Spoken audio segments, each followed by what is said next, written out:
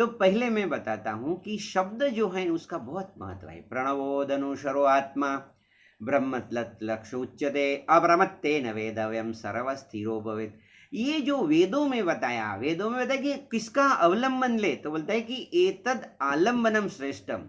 वेद बताता है कि ये शब्द का यदि आपने अवलंबन लिया तो श्रेष्ठ चीज से, उससे आगे कोई श्रेष्ठ चीज नहीं है। तो एतद आलम्बनम श्रेष्ठम, तो आप जो है तो अवलंबन ले रहे, आलम्बन है सपोर्ट ऑफ शब्द का।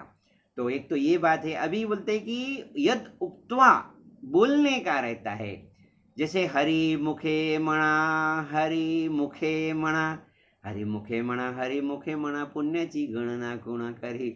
उसका है, जब मैं महाराष्ट्र में रहता हूँ, मुंबई में, तो ये लोग ऐसे में सुना है मैंने कि हरि मुखे मणा। वो ज्ञानेश्वर भगवान बताते हैं कि हरि जो प्रभु का नाम है वो बोलो, मुख से बोलो, हरि मुखे मणा, पुण्य जी गणना कोण करी। तो पुण्य जो रहता है वो बहुत मिलेगा। और तो आपको पहली बात है कि दीर्घ का जाप करने का प्रभाव ये रहता है कि आपका पुण्य बढ़ता है, जो शास्त्र में बताया, मैं ऐसे बता रहा हूँ ऐसा।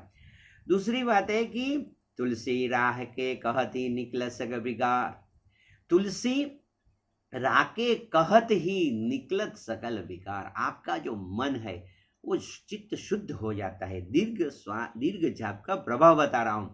तो आपका मन निर्मल होता है कबीरा, और निर्मल होने से क्या हो जाएगा? कबीरा मन निर्मल भयो जैसे गंगा नीर, पीछे पीछे हरि फिरे कहत कबीर कबीर। मीन्स प्रभु आपके पीछे लग जाएंगे। वो प्रभाव है ऐसा, बहुत से प्रभाव है, बहुत है प्रभाव, मगर थोड़ा थोड़ा ऐसे बता रहा हूँ, फिर हम आगे चलते हैं।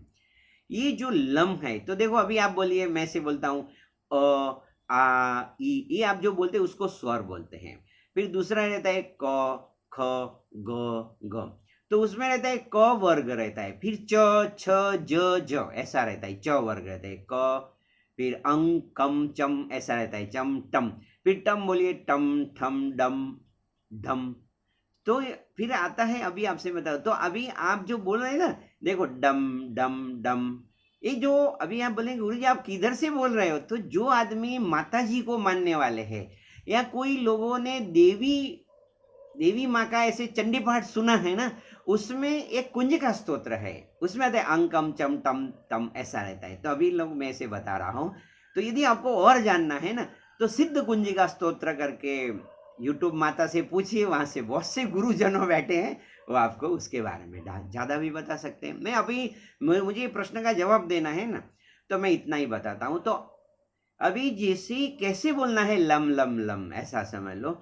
तो देखो त बोला ना, त जैसे अ वर्ग रहता है, अ आ ई अन ऐसा समझ लो। फिर उद्दात अनुद्दात, मैं डिटेल में नहीं जा रहा हूँ, इतना ही हम लोग बोलते हैं। फिर क ख ग, फिर च छ झ, च वर्ग रहता है। फिर ट देखो, ट ठ ड, ये जो आपकी जीभ है ना वो तालु को टच होती है, ट ठ ड ढ। अभी आपसे त थ द ध न, त थ द त, वो आपका जो त बोलेंगे ना, त थ द, तो क्या हो जाएगा, आपकी जो जीभ है वो दांत के पीछे के भाग को टच हुए। देखो आप बोलिए ट ट ट ड ड ड, और बोले त थ द, तो वो जो है तो बताते हैं लुतु लसानाम दंता। हाँ, तो उसी में जब लम लम बोलना है ना, तो टमटम जीव जो है तो वो तो बोलते ना, त थ द, ऐसे ही लम लम लम लम लम लम बोलना है। टेक्निकल स्पीकिंग, वो ऐसे ही कुछ भी बोलिए, प्रभु तो सब मंजूर कर देगा, मगर वो मैंने बताया कि दीर्घ का जो रहता है उसे। दूसरी बात है कि प्राणायाम हो जाता है। जैसे मैं बोलता हूँ प्राणायाम का सूत्र आपको तो मालूम है, तो भी मैं फिर से बताता हूँ कि श्वास, जैसे मैंने श्वास लिया, फिर प्रश्वास बाहर निकाला, उसको प्रश्वास बोलते हैं। श्वास प्रश्वास, गति, गति का मतलब स्पीड, श्वास आ रहा है और देखो मैंने श्वास लिया,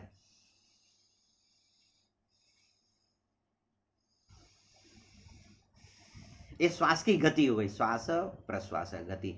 फिर विच्छेद, देखो श्वास प्रश्वास विच्छेद नहीं, देखो श्वास लिया, उसका गति को विच्छेद कर, जैसे फिर, तो श्वास प्रश्वास गति विच्छेद प्राणायाम। तो देखो मैंने श्वास लिया,